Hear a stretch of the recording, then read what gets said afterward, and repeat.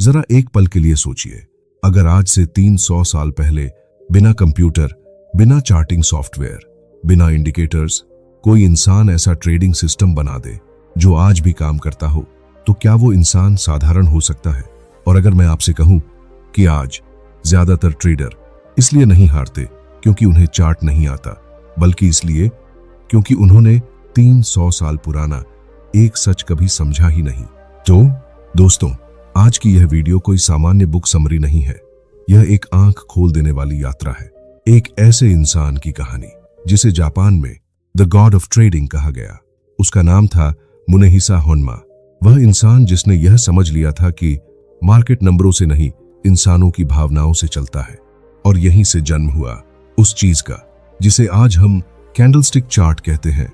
लेकिन सवाल यह है, अगर होन्मा का ज्ञान इतना शक्तिशाली था, तो आज का ट्रेडर फिर भी पैसा क्यों खो रहा है?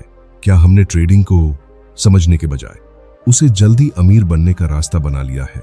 इस वीडियो के अंत तक आप ट्रेडिंग को कभी भी पहले जैसा नहीं देख पाएंगे, क्योंकि आज आप सीखने वाले हैं ट्रेडिंग का वह सच जो 300 साल पुराना है, लेकिन आज भी उतना ही जिंदा है। वीडियो को ध्यान से देखिए, क्योंकि यह सिर्फ ट्रेडिंग नहीं, आपकी सोच बदलने वाली कहानी है। पार्ट 1, होन्मा। एक नाम नहीं, एक सोच। लगभग 4 शब्दों में पूरा लिखा हुआ संक्षेप में उदाहरण दिखा रहा हूं। अध्याय 1। जब ट्रेडिंग जुआ नहीं थी। आज ट्रेडिंग का नाम लेते ही लोगों के दिमाग में तेज पैसा, स्क्रीन, लाल हरी लाइनें और तनाव आ जाता है।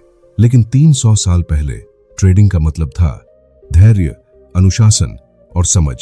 होन्मा ने सबसे पहले यह जाना कि मार्केट बाहर नहीं, इंसान के अंदर चलता है। लालच, डर, उम्मीद, पछतावा, हर कैंडल में इंसान छुपा है। Chat GPT said, if feuding and complete. खुद बढ़िया स्क्रिप्ट है।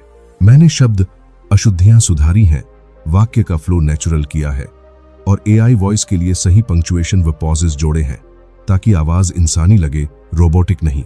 नीचे सुधरी हुई वॉइस रेडी स्क्रिप्ट है। आप इसे सीधे एआई वॉइस जनरेटर में डाल सकते हैं। सुधरी हुई स्क्रिप्ट, एआई वॉइस फ्रेंडली। जरा एक पल के लिए सोचिए, अगर आज से 300 साल पहले बिना कंप्यूटर, बिना चार्टिंग सॉफ्टवेयर, बिना इंडिकेटर्स कोई इंसान ऐसा ट्रेडिंग सिस्टम बना दे जो आज भी काम करता हो, तो क्या वो इंसान साधारण हो सकता है? और अगर मैं आपसे कहूं कि आज ज्यादातर ट्रेडर इसलिए नहीं हारते क्योंकि उन्हें चार्ट नहीं आता, बल्कि इसलिए हारते हैं क्योंकि उन्होंने 300 साल पुराना एक सच कभी समझा ही नहीं। तो दोस्तों, आज की यह वीडियो कोई सामान्य बुक समरी नहीं है। यह एक आंखें खोल देने वाली यात्रा है, एक ऐसे इंसान की कहानी जिसे जापान में द गॉड ऑफ ट्रेडिंग कहा गया। उसका नाम था मुनेहिसा होन्मा। वह इंसान जिसने यह समझ लिया था कि मार्केट नंबरों से नहीं, इंसानों की भावनाओं से चलता है। और यहीं से जन्म हुआ उस चीज का जिसे आज हम कैंडलस्टिक चार्ट कहते हैं। लेकिन सवाल यह है, अगर होन्मा का ज्ञान इतना शक्तिशाली था, तो आज का ट्रेडर फिर भी पैसा क्यों खो रहा है? क्या हमने ट्रेडिंग को समझने के बजाय उसे सिर्फ जल्दी अमीर बनने का रास्ता बना लिया है? इस वीडियो के अंत तक आप ट्रेडिंग को कभी भी पहले जैसा नहीं देख पाएंगे, क्योंकि आज आप सीखने वाले हैं ट्रेडिंग का वह सच जो 300 साल पुराना है, लेकिन आज भी उतना ही जिंदा है। वीडियो को ध्यान से देखिए, क्योंकि यह सिर्फ ट्रेडिंग नहीं, आपकी सोच बदलने वाली कहानी है। पार्ट 1, होन्मा। एक नाम नहीं, एक सोच। अध्याय 1। जब ट्रेडिंग जुआ नहीं थी। आज ट्रेडिंग का नाम लेते ही लोगों के दिमाग में आता है तेज पैसा, स्क्रीन, लाल हरी लाइनें और लगातार तनाव। लेकिन 300 साल पहले ट्रेडिंग का मतलब था धैर्य, अनुशासन और गहरी समझ। होन्मा ने सबसे पहले यह जाना कि मार्केट बाहर नहीं चलता, मार्केट इंसान के अंदर चलता है। लालच, डर, उम्मीद, पछतावा, हर एक कैंडल के अंदर एक इंसान छुपा होता है। होन्मा की कहानी जब ट्रेडिंग कला थी, खेल नहीं। अध्याय 4, जापान का चावल बाजार, जहां ट्रेडिंग पैदा हुई। आज जब हम ट्रेडिंग की बात करते हैं, तो हमारी आंखों के सामने स्टॉक मार्केट, क्रिप्टो, फॉरेक्स और चार्ट घूमने लगते हैं। लेकिन 300 साल पहले ना एनसे था, ना नैस्डैक, ना कोई मोबाइल ऐप। उस समय जापान की पूरी अर्थव्यवस्था एक ही चीज पर टिकी थी, चावल। चावल सिर्फ खाने की चीज नहीं था, चावल ही पैसा था, चावल ही ताकत था और चावल ही राजनीति था। जिसके पास चावल था उसके पास सत्ता थी और इसी चावल के व्यापार से जुड़ा हुआ था दोजिमा राइस मार्केट, दुनिया का पहला संगठित फ्यूचर्स मार्केट। हाँ, जिस चीज को आज हम फ्यूचर्स ट्रेडिंग कहते हैं, उसकी नींव 300 साल पहले जापान में पड़ चुकी थी। अध्याय 5। होन्मा का जन्म। एक अलग सोच वाला बच्चा मुनेहिसा होन्मा का जन्म एक अमीर व्यापारी परिवार में हुआ था। उसका परिवार चावल का बड़ा व्यापारी था, लेकिन होन्मा दूसरे बच्चों जैसा नहीं था। जब बाकी लोग सिर्फ मुनाफे की बात करते थे, होन्मा पूछता था, लोग खरीदते क्यों हैं, लोग बेचते क्यों हैं एक ही दाम पर, कोई डरता क्यों है और कोई लालच क्यों करता है। उसका ध्यान चावल से ज्यादा लोगों की सोच पर था और यही उसकी सबसे बड़ी ताकत बनी। अध्याय 6। पहला बड़ा सबक, बाजार भगवान नहीं है। होन्मा ने बहुत जल्दी एक बात समझ ली, मार्केट कोई भगवान नहीं है जो मनमर्जी करता हो।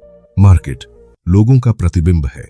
अगर ज्यादा लोग डरेंगे तो मार्केट गिरेगा, अगर ज्यादा लोग लालच करेंगे तो मार्केट भागेगा और अगर ज्यादा लोग कंफ्यूज होंगे तो मार्केट फंसेगा।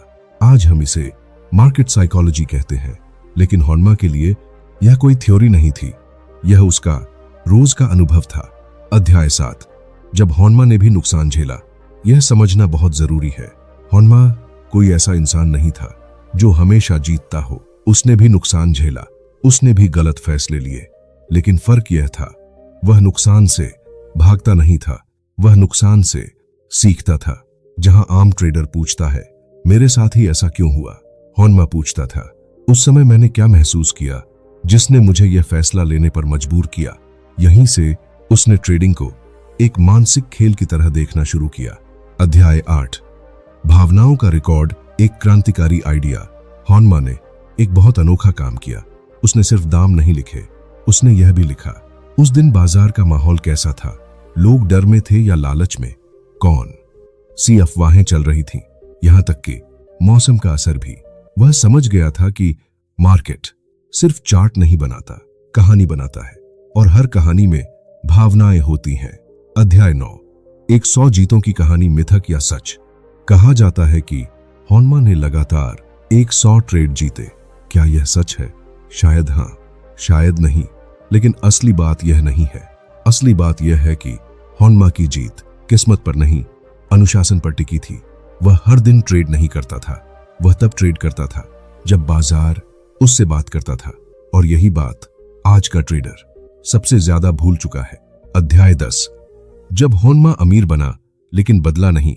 होन्मा ने बहुत पैसा कमाया, इतना कि सरकार ने उसे आर्थिक सलाहकार बना लिया, लेकिन उसने कभी अपनी सोच नहीं बदली। उसके लिए ट्रेडिंग दिखावा नहीं थी, रोमांच नहीं था, जल्दी अमीर बनने का सपना नहीं था। ट्रेडिंग उसके लिए आत्म नियंत्रण की परीक्षा थी। अध्याय 11। होन्मा की सबसे गहरी सीख। होन्मा ने कहा, अगर तुम खुद को जीत लो तो मार्केट खुद हार मान लेगा।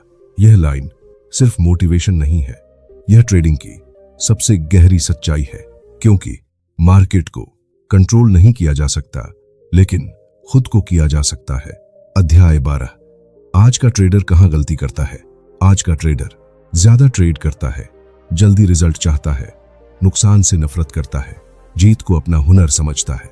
होन्मा का ट्रेडर कम ट्रेड करता है, प्रोसेस पर भरोसा करता है, नुकसान को शिक्षक मानता है, जीत को संयोग समझता है। यही फर्क 300 साल बाद भी मार्केट में दिखता है। पार्ट 2 का भावनात्मक क्लोज। दोस्तों, होन्मा की कहानी हमें यह नहीं सिखाती कि कौन सा इंडिकेटर लगाना है, यह सिखाती है कैसे सोचना है। और अगला भाग सबसे ज्यादा जरूरी है, क्योंकि अब हम बात करेंगे उस चीज की जिसने पूरी ट्रेडिंग दुनिया बदल दी, कैंडलस्टिक चार्ट। लेकिन याद रखिए, कैंडल्स सिर्फ मोमबत्तियां नहीं है, वे इंसान के डर और लालच की तस्वीर है। कैंडलस्टिक का जन्म जब मोमबत्तियां बोलने लगीं। अध्याय 13। एक कैंडल 4 दाम, एक कहानी। आज आप जब चार्ट खोलते हैं तो आपको लाल और हरी कैंडल्स दिखाई देती हैं, लेकिन ज्यादातर लोग यह नहीं जानते कि एक कैंडल सिर्फ 4 दाम नहीं दिखाती। ओपन हाई, लो, क्लोज। एक कैंडल पूरे दिन की इंसानी कहानी होती है। ओपन बताता है दिन की शुरुआत में लोगों का भरोसा।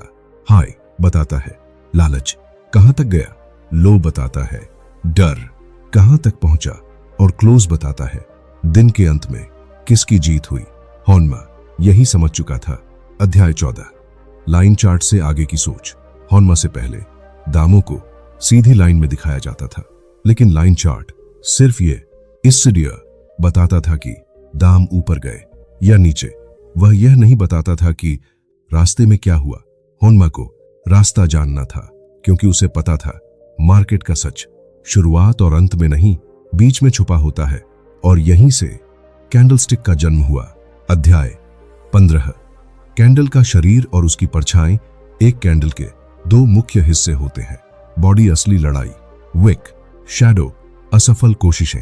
जब बॉडी बड़ी होती है तो मतलब साफ होता है, एक पक्ष ने पूरी ताकत लगा दी। जब शैडो लंबी होती है तो समझिए किसी ने कोशिश तो की लेकिन जीत नहीं पाया। यही डर और लालच का खेल है। अध्याय 16, हरी और लाल कैंडल का मनोविज्ञान। हरी कैंडल का मतलब सिर्फ यह नहीं कि दाम बढ़े, इसका मतलब होता है लोगों को भरोसा है। लाल कैंडल का मतलब सिर्फ यह नहीं कि दाम गिरे, इसका मतलब होता है लोग घबरा गए हैं। हॉनमा जानता था अगर आप यह समझ गए कि लोग कब डरते हैं और कब लालच करते हैं तो आपको इंडिकेटर की जरूरत ही नहीं। अध्याय 17, अकेली कैंडल झूठ बोल सकती है। यह एक बहुत जरूरी सबक है। एक कैंडल अकेली हमेशा सच नहीं बताती। हॉनमा कभी भी एक कैंडल देखकर फैसला नहीं लेता था। वह पूछता था इससे पहले क्या हुआ, इसके बाद क्या हो सकता है। यानी कॉन्टेक्स्ट सबसे ज्यादा जरूरी है। आज भी यही सबसे बड़ी गलती है जो नए ट्रेडर करते हैं। अध्याय 18, पैटर्न नहीं कहानी पढ़ो। आज लोग कहते हैं यह पैटर्न बन गया, वह पैटर्न फेल हो गया। हॉनमा कभी पैटर्न नहीं कहता था, वह कहता था कहानी पूरी हुई या अधूरी। अगर कहानी में डर ज्यादा था तो अगला अध्याय रिबाउंड का हो सकता है। अगर कहानी में लालच ज्यादा था तो अगला अध्याय गिरावट का हो सकता है। अध्याय 19, डोजी। जब मार्केट सोच में पड़ जाता है। डोजी कैंडल हॉनमा की पसंदीदा कैंडल्स में से एक थी। क्यों? क्योंकि डोजी का मतलब होता है न खरीदार जीते न विक्रेता, यानी कंफ्यूजन। और जहां कंफ्यूजन होता है वहां अक्सर बड़ा मूव आता है, लेकिन सिर्फ तब जब आप डोजी को सही जगह पर देखें। अध्याय 20, हैमर और हैंगिंग मैन। एक जैसी लेकिन अलग। हैमर और हैंगिंग मैन दिखने में एक जैसी लगती है, लेकिन हॉनमा कहता था जगह बदलते ही मतलब बदल जाता है। नीचे बने तो डर फेल हुआ, ऊपर बने तो लालच पकड़ा गया।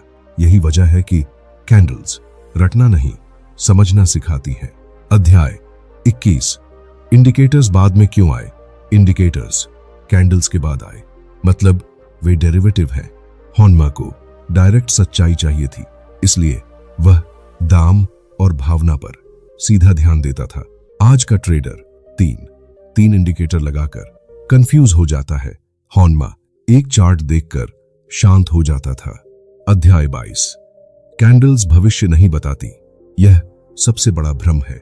कैंडल्स भविष्य नहीं बताती, वह वर्तमान की सच्चाई दिखाती है।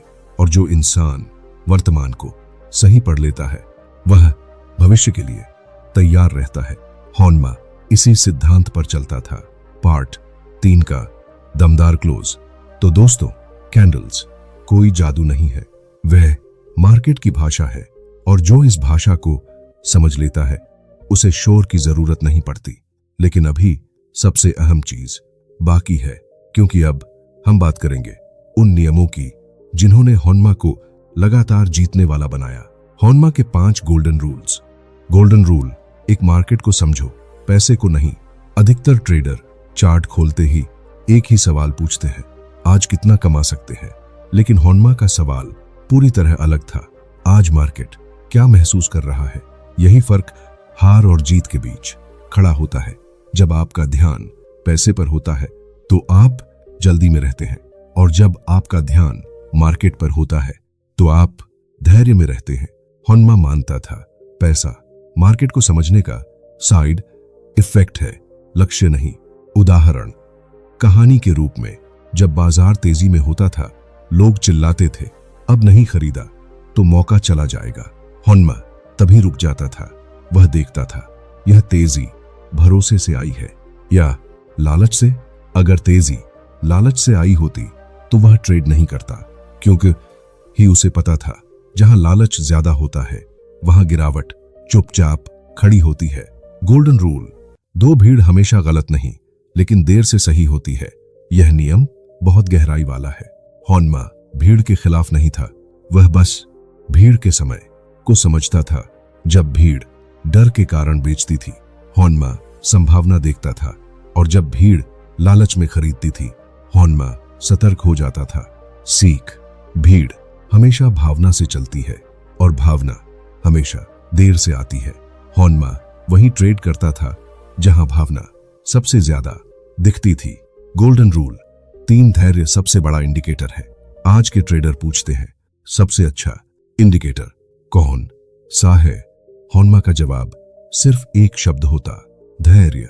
होन्मा घंटों कभी कभी दिनों तक कोई ट्रेड नहीं करता था, क्योंकि उसे पता था हर मूव ट्रेड करने के लिए नहीं होता, कुछ मूव सिर्फ देखने के लिए होते हैं।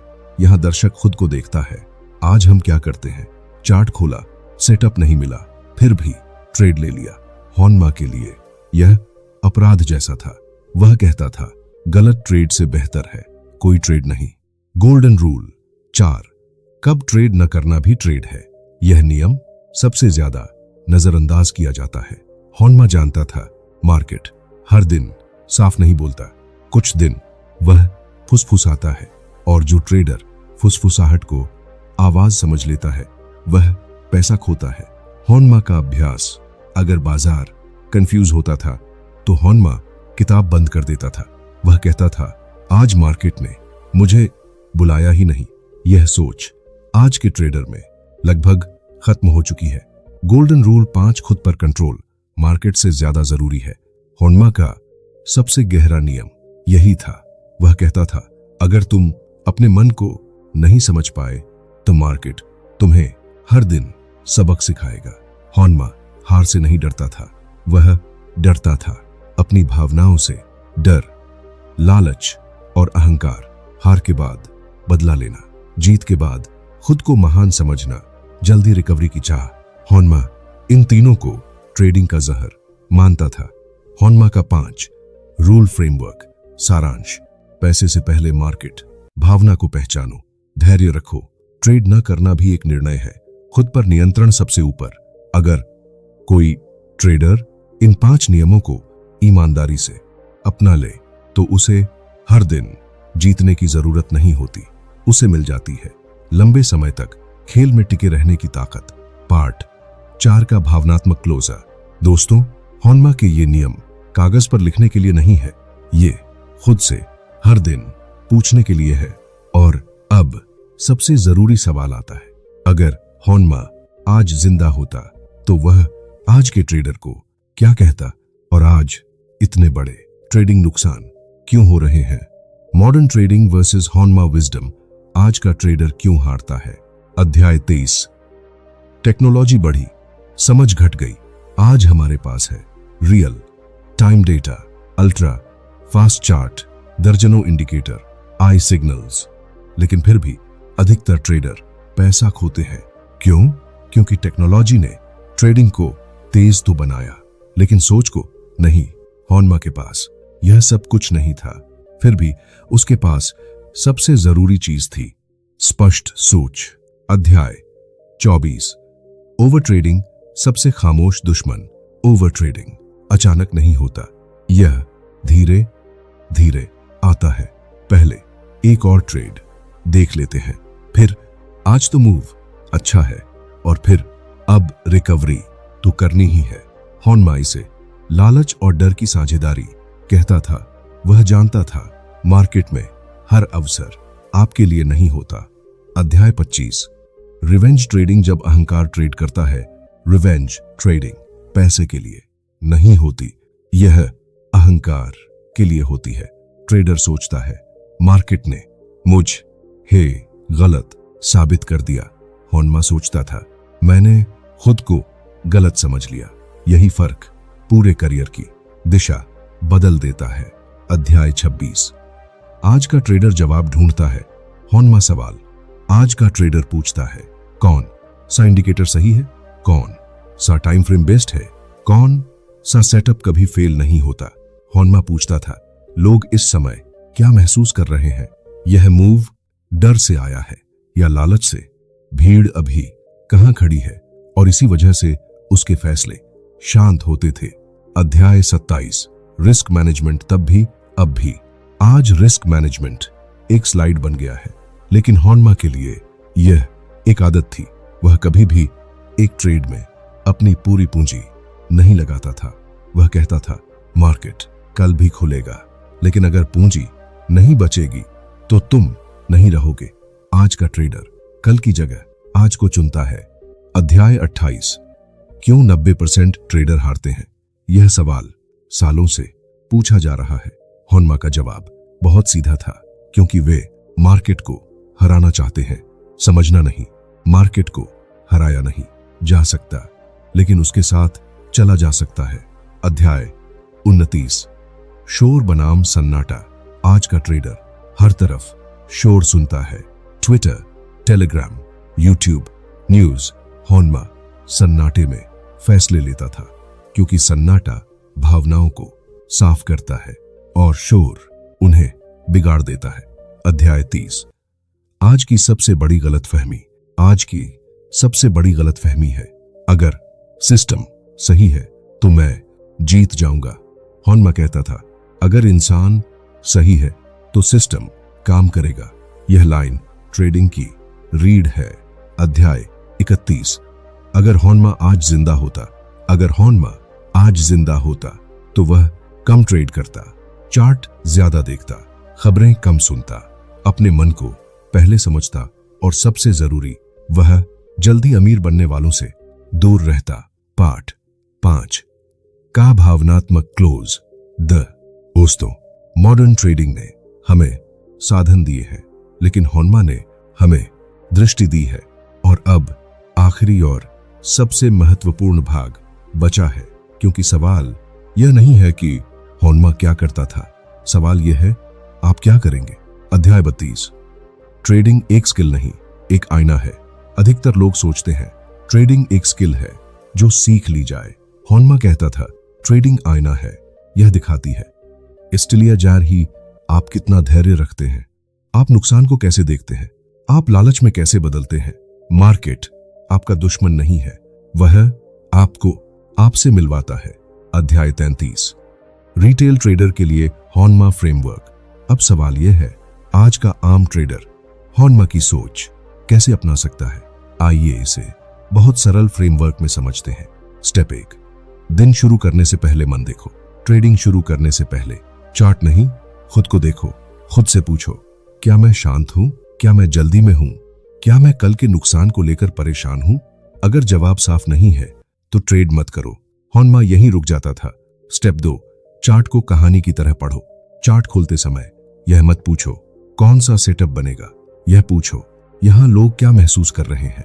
डर, लालच, उम्मीद, इस्मिला, थकान, कैंडल्स, यही सब बताती है। स्टेप 3। कम ट्रेड, साफ ट्रेड। होनमा रोज ट्रेड नहीं करता था, वह सही समय का इंतजार करता था।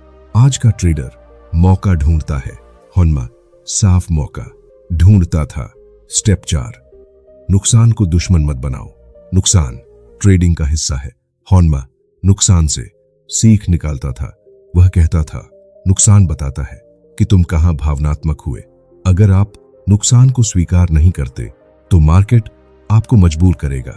स्टेप 5। जीत के बाद भी शांत रहो। जीत के बाद सबसे बड़ा खतरा आता है अहंकार। होनमा जीत के बाद और ज्यादा सावधान हो जाता था, क्योंकि वह जानता था आज की जीत कल की गलती बन सकती है। अध्याय 34। Daily trading mindset routine. Practical. अगर आप सच में होनमा की सोच अपनाना चाहते हैं तो यह छोटी सी दिनचर्या रखें।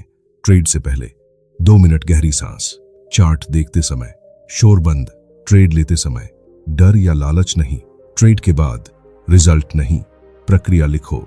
यह छोटी छोटी बातें लंबे समय में आपको अलग बना देंगी। अध्याय 35। पैसा लक्ष्य नहीं, परिणाम है। याद रखिए, पैसा लक्ष्य नहीं है, वह सही सोच का परिणाम है। हॉनमा। इसी सोच से अमीर बना, और जो यह नहीं समझता वह चाहे कितना भी कमा ले, शांत नहीं रह पाता। एक खामोश लेकिन गहरा अंत। दोस्तों, आज आपने कोई ट्रेडिंग सिस्टम नहीं सीखा, आपने ट्रेडिंग को देखने का नजरिया सीखा। हॉनमा 300 साल पहले यह समझ गया था जो आज भी बहुत कम लोग समझते हैं। मार्केट आपको पैसा नहीं देता, वह आपकी सोच को परखता है। अगर आप खुद पर जीत पा गए तो मार्केट अपने आप आपके साथ चलने लगेगा। अगर यह वीडियो आपको शोर से निकालकर सोच में डाल सका हो तो समझिए यह सफल है। इस वीडियो को लाइक या शेयर करने से पहले एक बार अपने पिछले ट्रेड को याद कीजिए और खुद से पूछिए, मैंने ट्रेड लिया था या मेरी भावना ने। मैं आपसे अगली वीडियो में फिर मिलूंगा। तब तक याद रखिए, ट्रेडिंग बाहर नहीं, अंदर जीती जाती है। धन्यवाद।